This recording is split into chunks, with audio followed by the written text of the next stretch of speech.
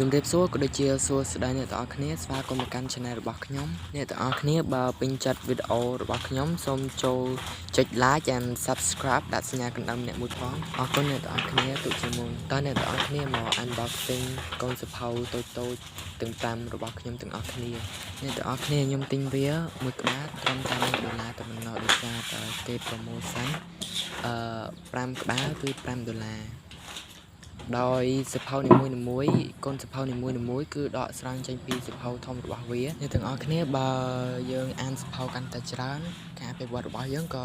កាន់តែច្រើនដូចគ្នាហើយវាគឺជាកត្តាមួយដែលជំរុញឲ្យយើងសិក្សារៀនសូត្រក៏ដូចជាបំពេញកិច្ចការងារបានល្អជំនួសការផ្ដោតទៅលើតបណ្ដាញសង្គមដែលធ្វើឲ្យយើងបំពេញកិច្ចការងារឲ្យបានល្អហើយការសិក្សាយើងក៏ធ្លាក់ចុះដូចសូម្បីតែខ្ញុំក៏ដូចគ្នាដែរដោយសារតែខ្ញុំ focus តែទៅលើបណ្ដាញសង្គមច្រើនពេកទើបធ្វើឲ្យការសិក្សារបស់ខ្ញុំខ្សោយ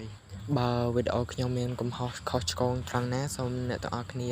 comment ខាងក្រោមដោយសារខ្ញុំបញ្ចូលសលេងលើកទី1សម្រាប់ខ្ញុំក្នុងវីដេអូនេះសូមអ្នកទាំងអស់គ្នា enjoy my video and subscribe for more